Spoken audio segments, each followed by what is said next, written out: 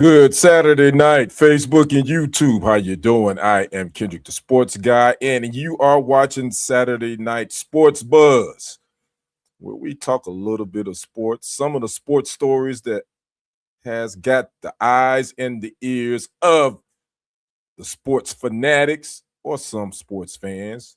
I consider myself a fan. I don't want to be called a fanatic because sometimes fanatics, no matter if you're a sports fanatic or whatever it may be, can take it a little bit too far. I don't do that here. But again, I am Kendrick the Sports Guy. Good Saturday night to you. Hope you're having a great weekend and hope you had a great week. Again, this is our usual where we chat, we rap a little bit about what's happening in the sports world, what transpired this past week, and we just gonna talk a taste. Just rap a little bit. Again, I'm just here chilling with my shades on, and as you can see, my backdrop, Lambeau Field. You know who I am. If you've been following me, you know what? I got to get a T-shirt made with this as well. Wisconsin born, Texas raised, baby. 414, Brew City. You know what time it is. So again, I'm Kendrick the Sports Guy. I hope you all are having a great weekend. Before we jump into some of these topics, I'm gonna give it a couple of minutes to see if anybody's gonna pop in. But you know the drill when you come into Club Kendrick, as I call it.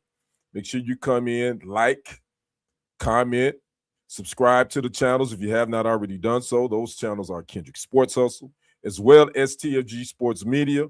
Make sure you like and follow them both on Facebook. Again, that's TFG Sports Media, as well as Kendrick Sports Hustle. And you can follow me on Instagram at Kdrick1969 and on TikTok at Kendrick Henderson 51. TikTok where it goes down.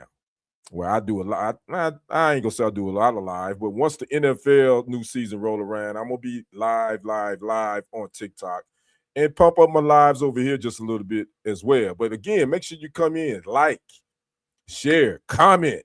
Let me know where you watching from. Don't be hiding in the bushes. There's a lot of people I know that be watching but don't say nothing. Don't comment. Comment. Talk to your boy. That helps the algorithm too. That helps this Facebook and this YouTube algorithm. It helps it get this live stream out there. So again, this is a Saturday night sports buzz where we just gonna chat a taste a little bit about some of the hottest sports stories that has transpired over the past week. Again, make sure you come in, comment. Let me know where you're watching from. Again, if you haven't subscribed, make sure you subscribe to the channels on YouTube. That is TFG Sports Media, as well as Kendrick Sports Hustle. And share them to all your social media platforms as well. What do we have going on a lot this week? Well, we know the NBA is winding down. We got the Masters that kicked off. When was that? I believe on Wednesday, I think it was Thursday. Got the Masters going on without Tiger Woods. If you don't know, you already know Tiger is in a rehab facility in Switzerland after he received that DUI after wrecking his SUV down there in Florida about what, 2 weeks ago, I want to say now. So we do have the Masters going on. I think Rory McIlroy is sitting up top on that.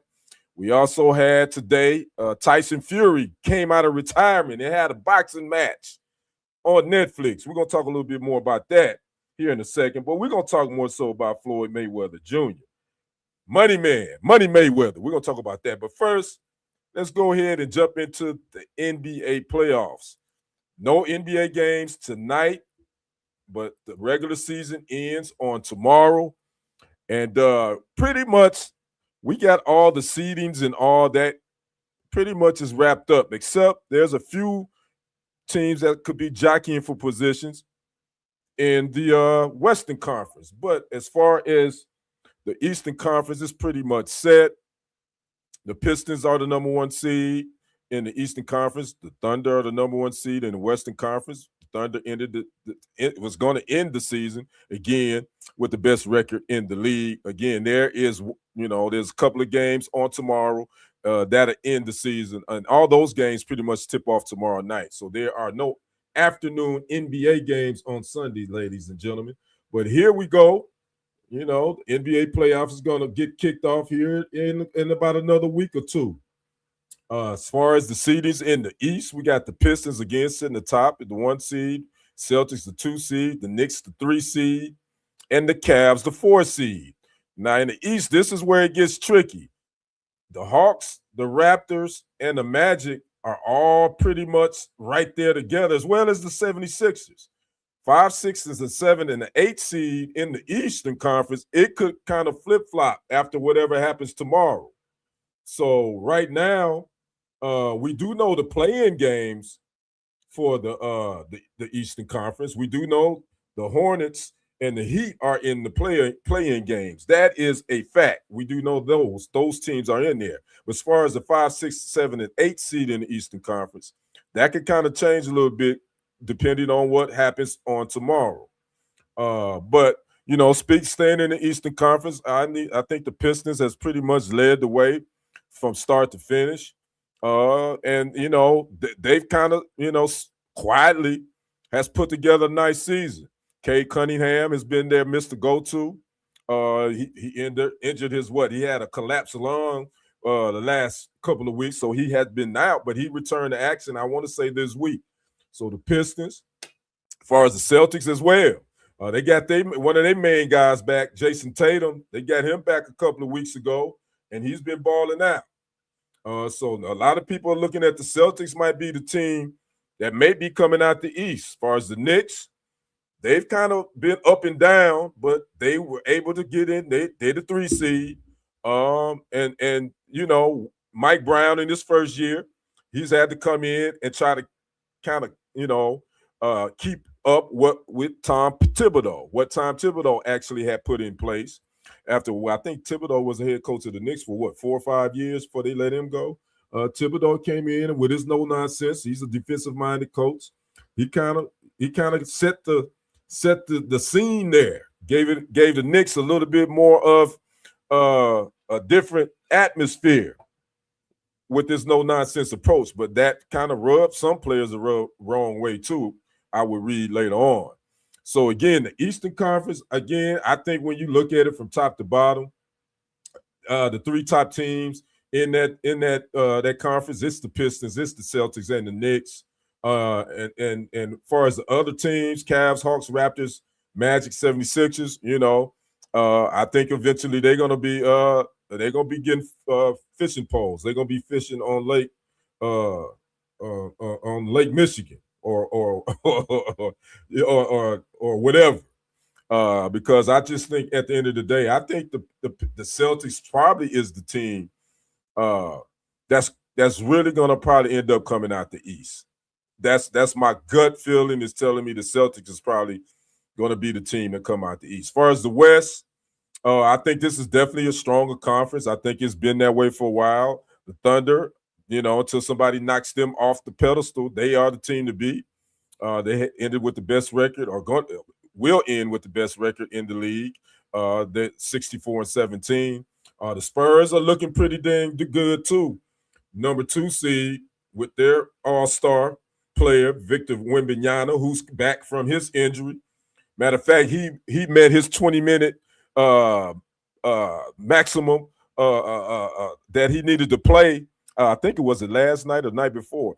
He had to play a minimum of 20 minutes to reach his 65-game regular season action. So because the NBA got a new rule that you have to play a minimum of 65 regular season games to be eligible for all those awards, i.e., MVP awards, as well as many others.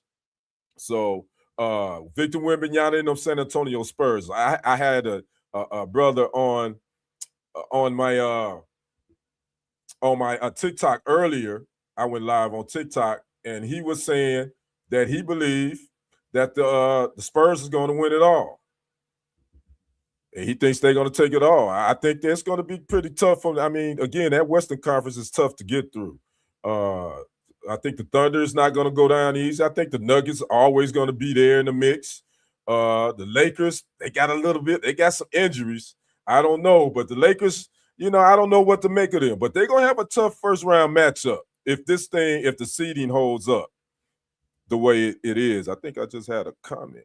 There go my auntie. Hey, auntie. My Aunt Ruth, where she says the Spurs. That's what the gentleman that was on my TikTok live said as well. I think the Spurs are going to be there. I think at the end of the day, the Spurs and the Thunder are probably the two best teams in that Western Conference. But I think the Nuggets is going to probably have something to say about that as well. Again, the most interesting matchup in this Western Conference is going to be the first round matchup because this is pretty much locked in. It's going to be the 4 and 5 seeds, and that's the Lakers and the Rockets. I think that's going to be the series all eyes are going to be on. Can 41-year-old LeBron James, will he be asked to carry this team a little bit more due to their injuries to Austin Reeves, who's I think out 4 to 6 weeks with the oblique injury. Luka Doncic isn't 100% with that left hamstring injury that he went overseas to get some extra medical attention. So again, it's gonna be on LeBron to try to carry this team. And that first round series isn't going to be easy against the Rockets with Kevin Durant and the rest of them young fellas down there. So that's going to probably be the matchup that everybody really going to be looking at in this first round because, again, it looks like that the Lakers and Rockets is pretty much locked in at that that matchup with the 4th and 5th seed. So, again, the regular season for the NBA, it ends on tomorrow. There's no games tonight. All the few games that happen on tomorrow, on Sunday, they all are evening tip-offs. So we will definitely keep you posted on that. We will talk more about the NBA playoffs once they get going. And I'm not. It's too early for me to call who's going to win this thing. I don't know. I think the Thunder is the favorite. I think when you think about what they've done all year, they've been pretty consistent. When it comes to they hadn't had a lot of speed bumps. Shai Gilgeous-Alexander, he's probably, between he and Victor Wembanyama, one of those two is probably going to win the league's MVP award, in my opinion. So I think the Thunder is going to be the team to beat overall, but I think the Boston Celtics out of the East will probably have something to say about that. So there you have it. We'll talk a little bit more, again, about the playoffs. The NBA playoffs once those get going. We're gonna stick with a little bit of basketball. We gotta talk about this trademark war. We got a trademark nickname battle that's going on, ladies and gentlemen, and it involves a legendary NBA player, a current NFL player, and a legendary UFC MMA guy. Yeah, Iceman. I know my auntie probably could answer this. Who is the original Iceman for you, auntie? My Aunt Ruth Ware is watching, if she still is. I know for me, George Gervin, Hall of Famer, played in the ABA originally with the Virginia Squires. He ended up playing a lot of years, most of his career in the NBA with the San Antonio Spurs.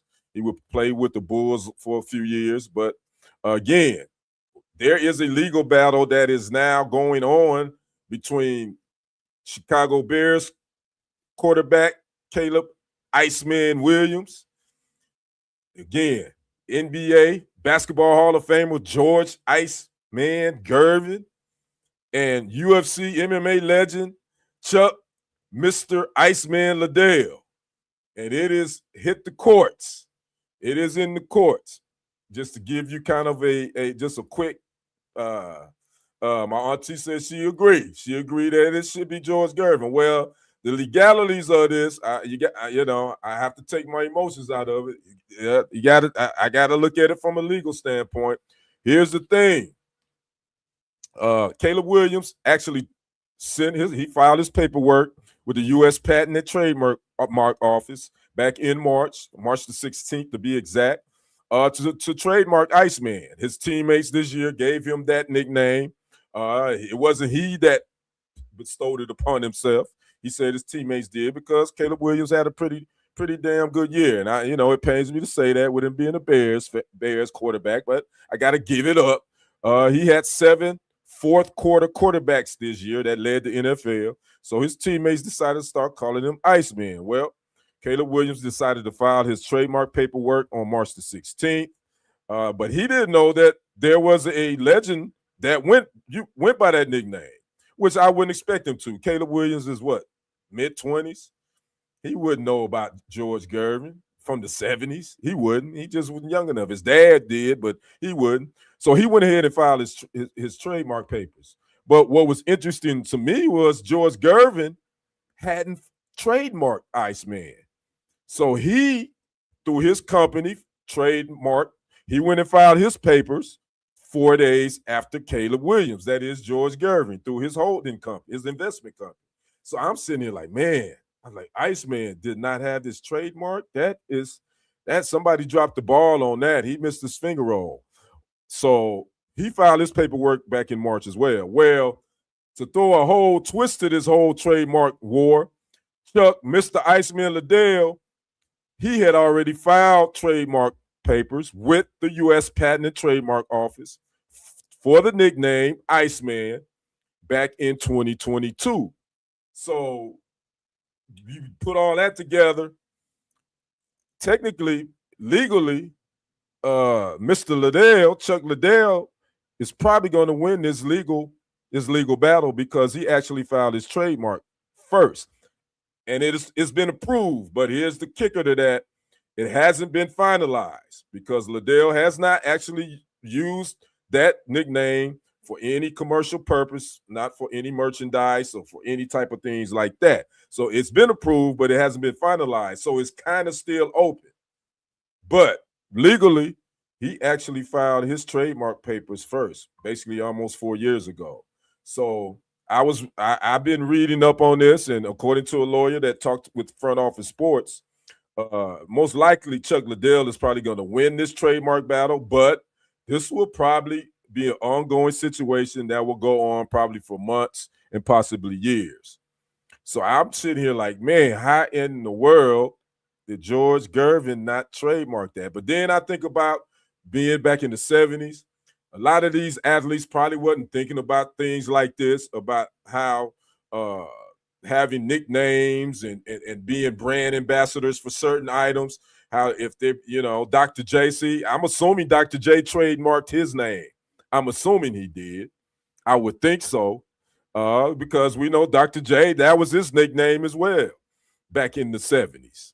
So hopefully, I should have looked that up, but I'm assuming Dr. J trademarked his. So I just thought that, man, I can't believe George Gervin dropped the ball on that. But for me, regardless of how this ends up in court, George Gervin's is going to be the original Iceman. Now, it's no big animosity. Let me make this clear. Even though that they're going through this trademark war situation, I listened to some sound bites from Caleb Williams. He's like, hey, George and I hadn't talked, but we will. He said we're not into it. We're not, in a argument over that. It's just now you got to allow the legal system to let it play out, and it goes from there.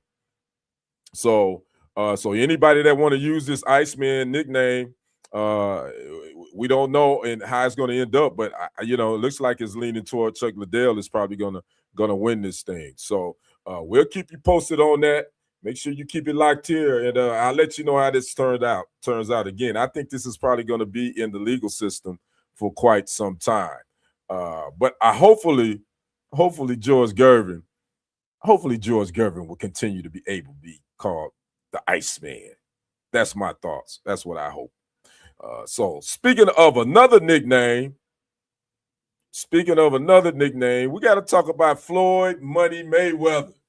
Yes, that Floyd Money Mayweather. Well, that money, the money he supposedly have, he's in a little bit of trouble with Uncle Sam. And y'all know Uncle Sam don't play about his bread, especially when it comes to taxes. Well, according to reports, the IRS has filed a $7.3 million tax lien against Money Mayweather over alleged unpaid taxes from 2018 and 2023. Again, the IRS filed this lien against the 49-year-old boxing great in Las Vegas for unpaid taxes again that dates back to 2018 and 2023. What this lien does for the U.S. government, it allows it to take possession of Money Mayweather's property until that bill is paid in full. So here we are again, Money with Mayweather in the news over unpaid taxes. I think this is like maybe the second or third time he's been in the news for this. And he's supposed to have all his money. According to what I read, that he's gross, he's generated over $1 billion in revenue over his career. And you always see him flashing big money. He's always got a Louis Vuitton bag or something. He's always on a private jet. Yeah, he's always posting his IG. He's showing him flashing his money. Uh, so, but according to reports that, yeah, Uncle Sam said, you know what, player, we want our bread. And until we get our bread, we're gonna take possession of your property. Now, what properties they're taking possession of, that was not. We don't know at this point. I do know he has a home in Vegas. I don't know what other places he has homes, but obviously, I'm sure they're gonna start there first because that's where the lien. And that's where the IRS filed his original lien was in Las Vegas. Now, the thing about Floyd, he got all these bouts that's supposed to be coming up. Supposed to have an exhibition bout with Mike Tyson. It's supposed to happen this month. I hadn't seen anything else on it. Supposedly have the bout with Manny Pac-Man Pacquiao in September. Now it is some controversy surrounding that. Allegedly, Mayweather took out some loans against his purse for that fight with Manny Pacquiao. So supposedly he already got some money up front from that. Then he made statements that this bout is going to be an exhibition bout between he and Pacquiao. Pacquiao and his team will respond and say, this isn't what we signed up for. That ain't what's in the contract. This is going to be a real fight. And he's already taking money from up front on this fight. So, man, it's just a lot of controversy surrounding this whole Floyd Mayweather thing. And then for this to come up, man, you don't know what to think. I know that fight's supposed to be on. I believe this Floyd Manny fight is supposed to be on Netflix, if I'm not mistaken. So, was I really interested in watching it anyway? Really, I wasn't, especially if it was going to be pay-per-view. But since it's on Netflix and I have Netflix, I was going to peek in and watch to see what the 49-year-old, what he's going to do. And I think Manny Pacquiao is 47, 46, and see if he was going to continue to be undefeated. Because Floyd, he retired undefeated, 50-0. And he's had a couple of exhibition bouts since his retirement. So all this stuff is in flux. You don't know what to think. Will this fight between he and Pacquiao happen? Who knows at this point? Will he and Mike Tyson do an exhibition bout? Who knows at this point? But we do know that the IRS want their bread. We do know that. So we're going to see what Money Mayweather and his team gets together, since he like to flash all his money on social media and all that. I've never understood why people do that. Why do they feel like they have to flash? Why you got to flash your money on social media like that? I never understood that, because I know if I ever came into a lot of money, nobody's going to know how much I got, and I dang sure ain't going to be showing it. Because then those old family members, some of them family members, distant cousins, gonna come out the woodwork like roaches come out when you turn the lights on. Clip that, please. And I don't know you. Yeah, you my cousin, fourth remove. Nah, I'm good. Nah. Yeah, I'm gonna remove myself from this communication. Cousin. so we'll see what happens with Floyd. There's always some controversy surrounding him. I think he's one of the greatest boxers to ever do it. I'm not gonna take away from that. But I also know that he's also put himself in a position to kind of pick and choose who he fight. And that's the fight game now, and I get that. But that ain't my thing. I always said that. Matter of fact, I came across some video. Actually, I had posted this probably a couple of years ago. It came through my memories, and I reposted it. Pernell Sweet Pea Whitaker. If you remember Pernell Sweet Pea Whitaker, I think he would have gave Floyd Money Mayweather some big problems, because he was he was Floyd Mayweather before Floyd Mayweather, in my opinion. I think he just had he was a bigger puncher. But far as his defense, far as his jab, far as his footwork, far as what he could do in the ring, Pernell Sweet Pea Whitaker was that dude, straight out of Norfolk, Virginia, by the way. And he passed away a couple of years ago too. But I believe that if you put them two in their prime, Pernell Whitaker would have gave Floyd Mayweather. He would have been a big problem for Floyd, in my opinion. But that's one of those hypotheticals. We'll never know. It's always kind of good to talk about, trying to put. We hear it all the time. You hear it, especially in basketball. We talk about certain players playing against certain players in different eras. What would have been like? But it definitely would have been interesting to see Pernell Whitaker versus Floyd Mayweather back in the day, and see who would have came out on top. So again, we'll see what happens with Money Mayweather. Money Mayweather need to get the IRS paid, I guess, probably before he can move forward with any of these fights, because I'm sure Uncle Sam is going to want they cut before any of them even get a piece of it. So again, I'm Kendrick, the sports guy. Good Saturday to you. You are watching Saturday Night Sports Buzz with your boy Kendrick, the sports guy. And we're just talking, we're chatting a little bit. It's really no sports on tonight. Again, with NBA regular season, it ends on tomorrow. What else we got? It's just not. You got the Masters going on. This is kind of a lull right now in the sports. We got baseball. I'm not a big baseball guy. I hate to lead them out, but we got baseball going on right now. And so you can check that out. But it's so early in the season, I really don't start putting my eye on the baseball season really until after the All-Star break. And that's in July. So, well, we'll see what happens with that. But again, we're going to be talking about NBA playoffs. Oh, we got the NFL draft just right around the corner, basically 2 weeks. It goes down in Pittsburgh. We're going to see what happens with that. The Las Vegas Raiders are on the clock. I think pretty much everybody know who they're going to take.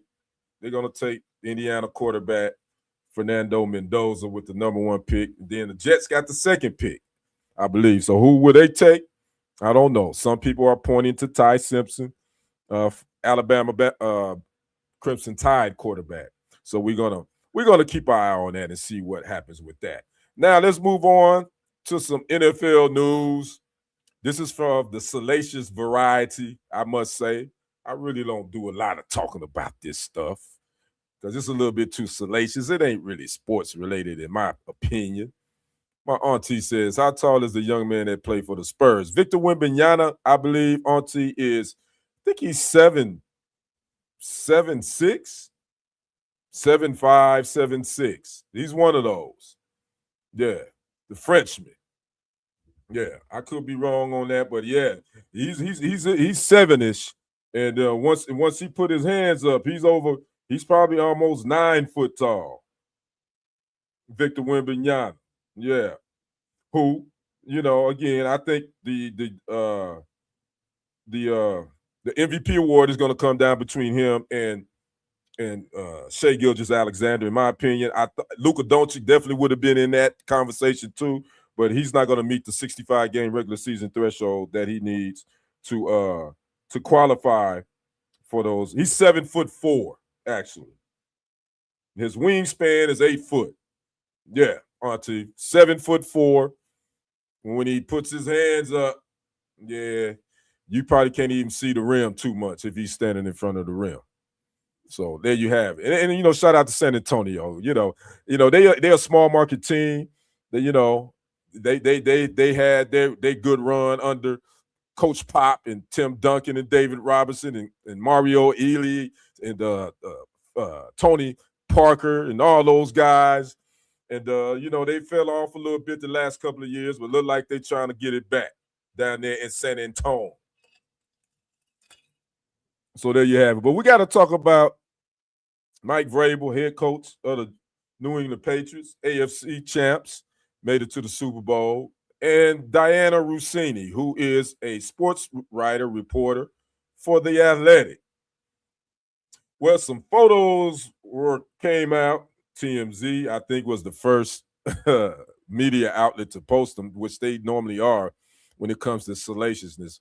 Well, some photos came out between these two. They were out at the NFL league meeting that was going on in Phoenix last week, and they were caught in some poses that weren't very complimentary for married folk. If you don't, both Mike Vrabel and Diana Rossini are married, I should say. And these photos, I don't know who took these photos. Some the paparazzi, as they say, they were able to catch them.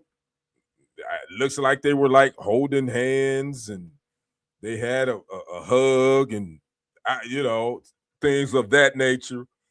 And again, TMZ was the first video outlet to post it, and then it just created a firestorm. It started trending on social media, and then you had a lot of people talking about it.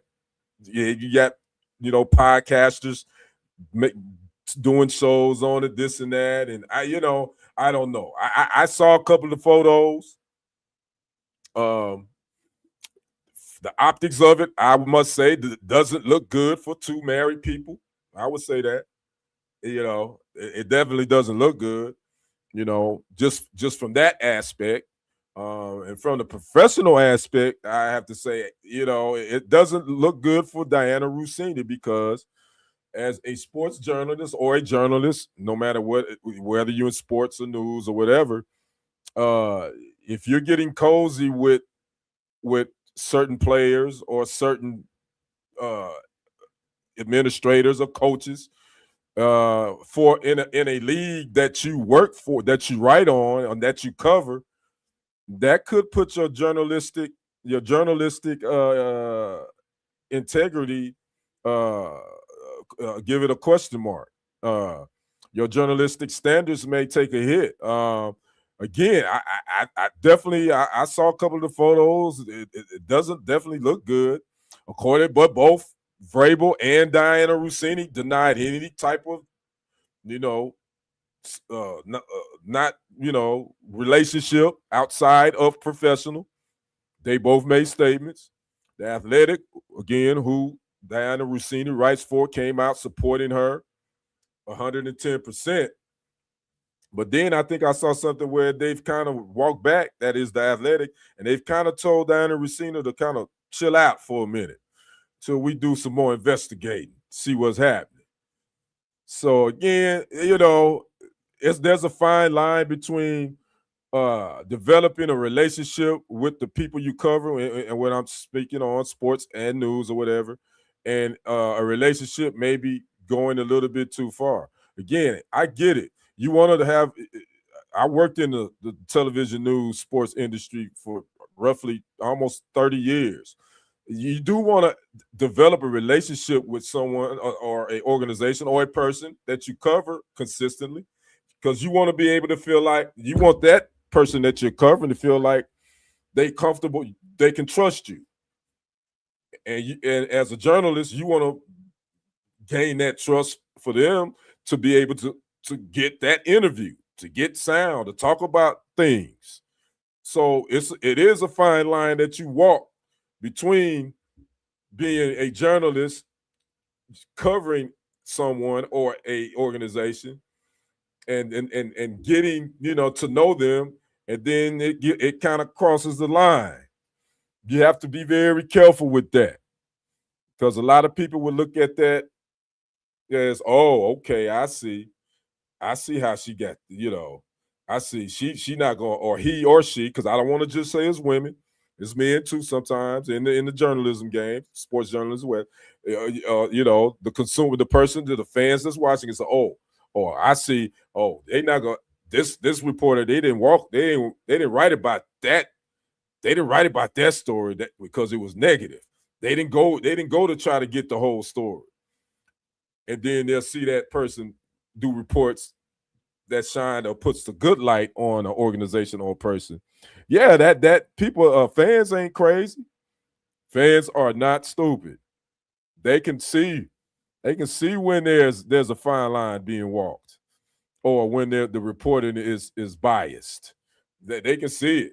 And with me, used to being in that game, I definitely can see it since I'm sitting on the sideline now, and I can watch news and sports casts, and I can even watch podcasts. I can tell the way they cover certain stories that they cover it that way because they friends or they got a close relationship, especially if it's something negative. But when it's something positive, they all you can't beat them in front of the microphone. So again, that's going to be interesting to follow. And I'm gonna keep my eye on this to see what happens. As far as should she lose her job over some photos that could be looked at, maybe compromising? No, I don't think she should be fired. I don't think so. I think you should, possibly she's probably going to be reprimanded, but possibly I would not allow her to do any reporting on the New England Patriots, nor Mike Vrabel. I have to tell her you got to sit out on reporting on them for a while till the dust settle. That's how I would handle that because she's an NFL insider. If you don't know, if you don't follow Diana Rossini, that's been her beat for a while. She covers the NFL, and so that's definitely putting her journalism, her journalistic standards in a compromising position. So we're gonna keep our eye on that. What else we gonna talk about? Oh, we gotta talk about Angel Reese. The WNBA has finally they've and the league and its players, they finally came to an agreement on a new collective bargaining agreement just a couple of weeks ago. And now that's gonna give these young ladies, these women, these professional ballers are finally gonna get a little bit more bread, which I think they deserve. Uh, and now they're gonna this league is gonna be able to take another step forward. Matter of fact, this is the 30th year of the WNBA. The draft, matter of fact, it is on Monday. WNBA draft is on Monday. Then training camps open up on the 19th, and then the regular season begins May the 8th for the WNBA. But Angel Reese got traded on this past Monday. Yeah, that Angel Reese, national championship from LSU, the Bayou Barbie as they call her. She was the Chicago Sky traded her to the Atlanta Dream for I believe 2 first-round draft picks. And was I surprised? I really wasn't. I think she wasn't. I think Chicago. She made a couple of comments I think that kind of rubbed the management the wrong way a couple of, last season, and I kind of feel like probably her time wasn't going to be there much longer. I felt like Chicago Sky was going to look to go in another direction, but she got traded to the Atlanta Dream, and I think that's a good place for her to be. She's from Baltimore, so she's closer to home. I think Atlanta's going to embrace her. That is Angel Reese, and I think she's going to continue. To do well. I mean, she's doing well for herself off the court, that's for sure. She's a brand, so I can't hate on her for that. But I think she'll be better. Again, I'll say this about Angel Reese. We had this. We were talking about her on my live earlier on TikTok. Uh, will she ever be an offensive scoring machine? No. I think she's offensively challenged. I think even she's worked with Lisa Leslie, excuse me, uh, to improve her post moves, and I think she's gotten a little better offensively. But I don't think she's going to be that type player that's going to be able to give you 20 every night, an average 20. I don't. But I definitely think she's a hell of a rebounder, and she's definitely going to be able to give you 10 plus rebounds a night or more and give you maybe 10, 11 points. Would she ever drop a 50 piece on anybody? No. I don't think that'll ever happen. But I think she will carve out a nice career where she'll average a double-double. She'll probably be a 10-point, 15 rebound type WNBA player. And I think that's good. I think that's fine. I think that's what you're gonna get with Angel Reese. You just surround her with other people that can put the ball in the bucket. She gonna go get them rebounds. That's for sure. Rebounding is all about want to anyway, and that's something that she's always been able to do. She's been able to rebound the ball, but she did get traded to the Atlanta Dream. There was some other trades I think that happened also in the WNBA. I did also see where Brittany Griner, she signed a deal. She was with the Atlanta Dream. She signed a deal with the Connecticut Sun. That is Brittany Griner, who was with the Atlanta Dream. Now she's going to be headed to the Connecticut Sun, which the Sun is kind of a lame duck team for this year because they're moving to Houston. They're going to be the new Houston Comets. If you didn't know, the owner of the Houston Rockets has bought the Connecticut Sun. They're going to be moving to Houston for next season, and they will go back to being the Houston Comets, who was the dynasty, the original WNBA dynasty. If you didn't watch the WNBA back then, the Houston Comets won 4 in a row, if I'm not mistaken, with Cheryl Swoops, Tina Thompson, and Cynthia Cooper. And then Kim Perrott was the point guard. Peace be upon her. She passed away, Kim Perrott. And the head coach was Van Chancellor. Yeah, I remember because I watched the WNBA big time back then and still watch it now. So that was the other news, again, from the WNBA. Brittany Griner is headed to the Connecticut Sun. I think I didn't see the numbers on the deal, but she signed a deal to be with the Connecticut Sun. Again, who I said they are a lame duck franchise because they will be moving to Houston for next season. So that's pretty much it for the sports buzz for the night. Got some R&B buzz for you, for my R&B fans. I was scrolling them social media streets, and guess who's getting ready to go in? They taking it on the road in a duet concert, and it will be called the R&B tour. By the way, that is none other than Usher Raymond and Chris Brown. If you into the R&B, I'm into it. But Usher Raymond, or as Ludacris call him, Ursher, he put the R in there. But Usher Raymond and Chris Brown will be touring, and it will be called the R&B tour, and it is supposed to jump off sometime later in 2026. And I'm quite sure it's going to be crazy. Them ticket prices are going to be crazy. I'm sure it's going to be women all over. It's going to be mamas and daughters all up in that joint. Again, the Chris Brown, Usher Raymond tour it's official. It is going down. It will kick off sometime later in 2026. I got quite a few, Usher, that Confessions album, and that's one of the dopest R&B albums that came out in a minute. Chris Brown, I wasn't never really a big Chris Brown fan, but I liked some of his joints. But he's that dude, So you got two of the legendary, the younger I don't want to call them younger generation because they kind of are they the millennials? They may be a little. I don't know where they fall because I think Usher is like what 30. How old is Usher? Usher probably right at 40 now. I'm assuming. I don't even know how old Usher is, but I'm getting ready to see. I'm assuming he's oh shoot, Usher's 47. Wow, I didn't know Usher was that old. I thought Usher was around 41, 42. Usher knocking on 50. Okay. He right around there in he 10 years younger than I am. I did not know that. So yeah, it's gonna be mamas and daughters out there. They're gonna be kicking it. Chris Brown is 36. Okay. Okay, I didn't know it was that. Yeah, I knew Chris Brown was in his mid 30s. I knew he wasn't 40 yet. So that's gonna be the tour everybody's gonna be looking out for. So we definitely keep you posted on that. Oh wow. I just saw this. I was talking about I had to go back to the Diana Rossini and Mike Vrabel thing. I just saw this on Pro Football Talk, NBCSports.com. The Athletic,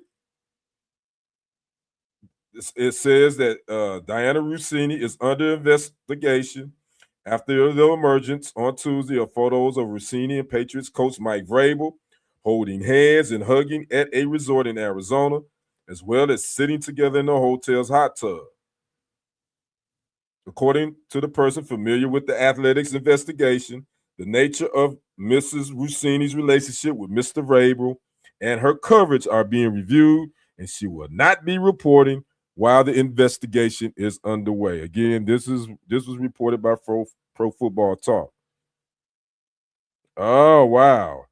And the writer of this says that it also says that the Athletic requires that their journalists avoid any activities that pose a conflict of interest or the appearance of a conflict, so as not to call into question their credibility.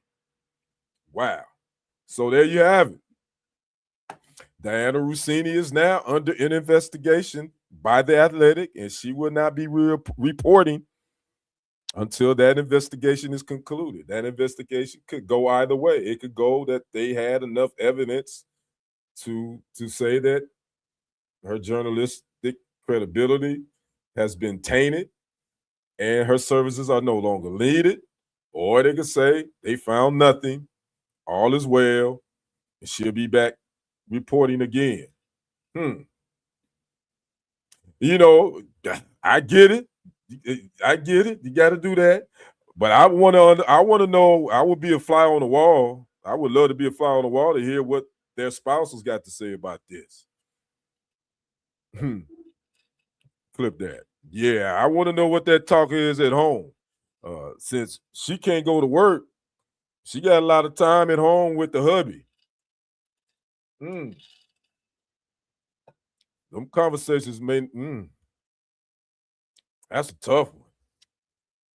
Well, we're gonna sit back and see how the chips fall on this situation, and I'm sure podcast is gonna eat this, gonna keep talking about this for the next couple of weeks. So let's what else? Let's see what else is happening before I get off of here for this Saturday night. What else we got going on? Did Tyson Fury did fight today? He fought on Netflix.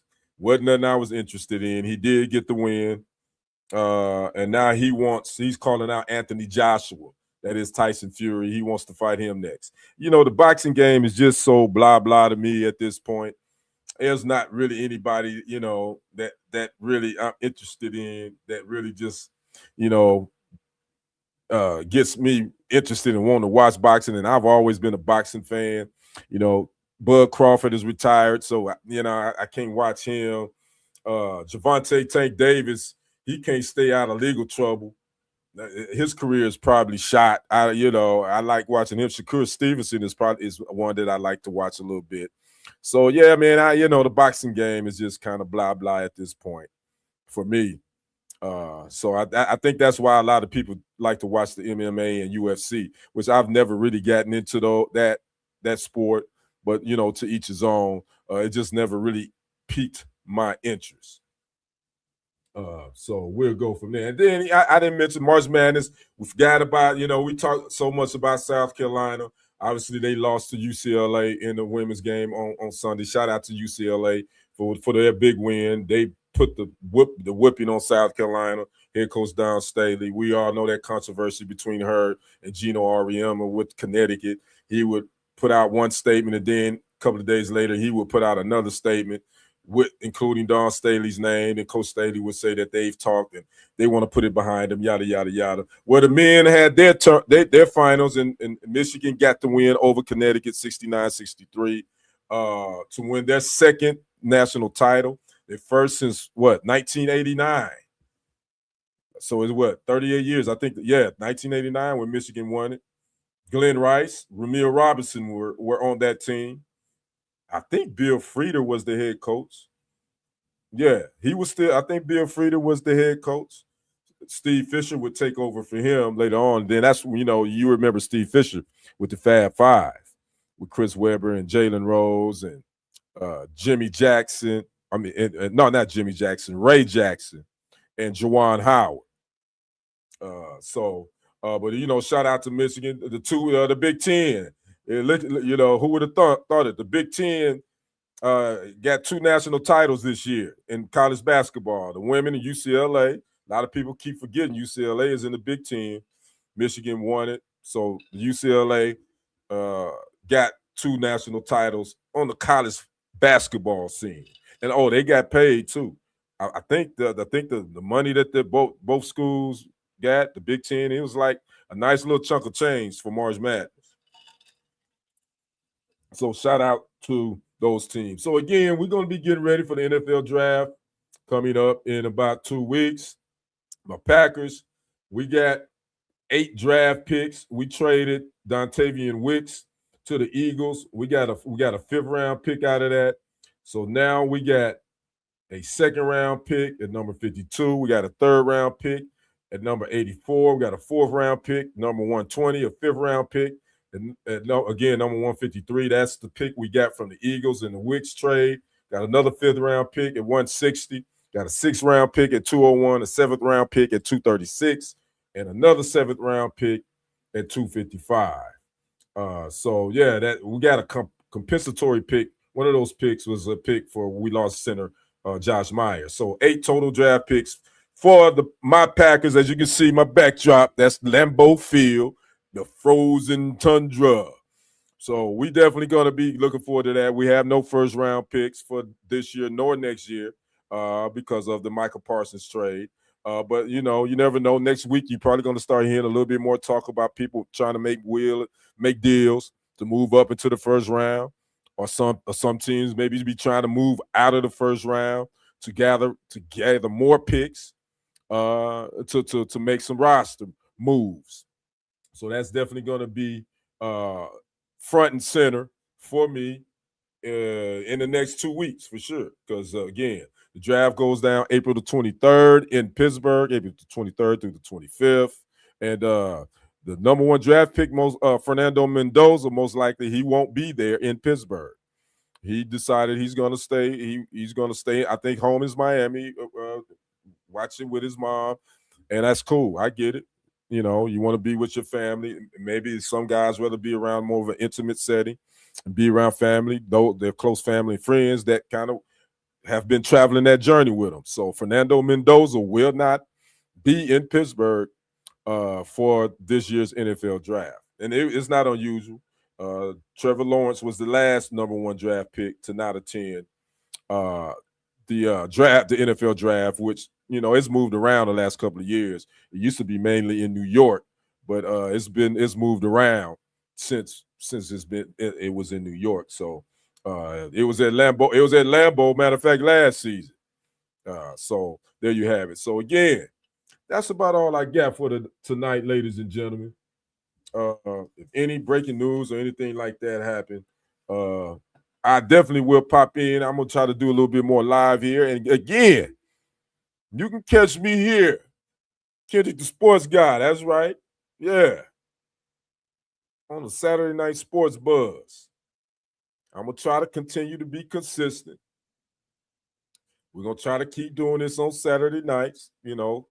I ain't got much going on, but yeah, you can catch me here on YouTube and Facebook on Saturday nights, 8 p.m. Central Standard Time. 8:30 p.m. Want to keep it at that time. 8:30 p.m. Central Standard Time. If you ain't got nothing to do, come check out your boy. Make sure if you haven't already, like, subscribe to the channel. That is Kendrick Sports Hustle on YouTube, as well as TFG Sports Media. Doesn't cost you a dime. Go right over there, subscribe to the channel. Share this on your social media platforms. Do that. Make sure you like and follow them both. That is TFG Sports Media as well as Kendrick Sports Hustle right here on Facebook. You can also follow me on Instagram at Kendrick1969 and on TikTok at Kendrick Henderson51. So again, just to give you a little bit different look, yeah, come holler at your boy. Let's come chat a little bit. So we can talk more than sports. There's other things that I run across that sometimes that catch my eye. I want to talk about. I think next Saturday, I want to talk about the sports podcaster beef. I don't know how much you all watch podcasters on social media, more specifically YouTube, but there's a disturbing trend that I've been checking out. At least for me, it is. We're seeing more and more of so-called social media beefs between sports podcasters, sports journalists. And unfortunately, they all look like me. And that is kind of rather disturbing because a lot of these guys have a big following. They got they played. That matter of fact, they've even played professional sports. Some of them have. Some of them haven't. Some of them are journalists. Some of them have a huge following. They got a big platform, but it seems that rather than talk about the sport itself, about the game, about some of the X's and O's, and so it's about beefing with one another. And I've noticed that it's become a big trend, and I'm saying that because most of the beefing I see is with dudes that I look like me, and it's dudes. Not only that, it's men that's going back and forth like a bunch of cackling hens. Again, I ain't got a big platform. I don't have, I'm building, but that ain't never gonna be my thing. I do my thing, you do yours. If you're doing good stuff, I support you, no matter who you are. But for some reason, man, this sports journalist game, this sports podcasting game, has turned into a big beef war, and it's kind of like hip hop now. Which I'm tired of the hip hop beef too. I've been tired of that. It's enough room and it's enough money for everybody to make money, and everybody have their own following. You have your own style. Now there are certain podcasters that I don't get down with, that I won't watch. Well, really, I'll be honest with you. Really, there's only one podcaster that I won't watch. I won't subscribe to, and his stuff never comes through my algorithm. Jason Whitlock. I won't. I refuse to watch him. Won't. Not that he cares. He doesn't know who I am anyway. But I just don't cut for him. I don't say no much about him unless he and Stephen A. Smith got this beef, and he got beef with everybody else. That is Jason Whitlock. But that's just the one guy that I just don't cut for. So don't subscribe to his channel. Don't watch him. Watch him. Could care less what he's doing. If he's doing what he's doing, cool. Do your thing. I'm cool with that. He can stay over there. I stay over here. Again, I'm just a little old small time podcaster with my own small following. So again, I'm not even on his radar. But again, there's really only one guy that I won't watch, and there's certain other guys that I still subscribe to, but I don't watch them as much because I can tell they've changed as far as how they do their stuff, how they podcast. It's a couple of guys I won't say I'm still subscribed to them, but I don't really watch them as much as I used to because they've gotten themselves in this beefing thing where they just keep beating the same subject over and over again, and it's getting old. But the unfortunate thing about that, then I'm gonna get off of here. The unfortunate thing about that is that's what the viewers want. That's what get the likes and the views and the clicks. That's exactly what gets it. It's the negativity. It's the negative energy. That's what get the views. And that's unfortunate. But, that's the world we live in. That's the social media world we live in. The positivity doesn't get a lot of the views and the comments and the clicks. But boy, I see it firsthand even with me. When I post some content that could be considered controversial or negative, because it can be news. I guarantee you, I get more comments and get more views on that than if I post a feel good story about an athlete or somebody's doing great work or helping the community or out in their community doing something. Those stories don't get the clicks and the views and the shares. But boy, them negative stories do. And that's why them dudes produce it. And I think that's why you see a lot of these beefs. I think they created to create the likes, the views. Because at the end of the day, if you know how this game works in the social media world, the YouTube world, more specifically, that equals clicks and views and all that. That equals money. that gets put in your pocket. So I get it. So, but I don't want to be a part of that. But again, I think I'm gonna talk a little bit more about that next week because I'm quite sure there's gonna be something jump off this upcoming week. Somebody gonna have beef with somebody. We just got through with the Stephen A, the Jason Whitlock beef, and then we got the Stephen A, the Matt Barnes beef, Stephen A. Smith. Then we got Stephen A. Smith and Stephen Jack. Man, if it ain't one thing, it's another. Then we got the Emmanuel Acho, and man, listen, there's always something. There's always something in the sports podcast world, especially on YouTube. But anyway, that's neither here nor there. So let me get off of here. Again, I'm Kendrick, the sports guy. I'm glad my auntie. Thank you for popping in, watching your nephew. I appreciate your support, my aunt Ruth. Love you to death. She just made 82 years young on the 2nd, ladies and gentlemen. So that's the second. She's like my second mom. She helped my late mother raise me and my brother, man. So thankful for my aunt to still be around. My second oldest aunt on my maternal side. My third oldest aunt is about to hit 80 in a couple of weeks. Yeah. So yeah, and my oldest living maternal aunt, my aunt Lily, I think is about to hit 92, if I'm not mistaken, in July. So yeah. So you see my aunt, she even know how to write. My 82-year-old aunt, she even know how to write in code or whatever. YW. You welcome. My aunt something else, y'all. Oh, she a Cowboys fan too, by the way. I don't hold that against her. She gives me the business about the Packers, and I give her the business about the Cowboys. So anyway, so yeah, I'm blessed to still have 3 of my mother's sisters still with us, and my only maternal uncle who had a born day last month too. My uncle Ira Joe, he made 70, I believe. So yeah, so I definitely shout out to my 3 maternal aunts and my only living maternal uncle that's still here. And then on my pop side, all my uncles and aunts are gone.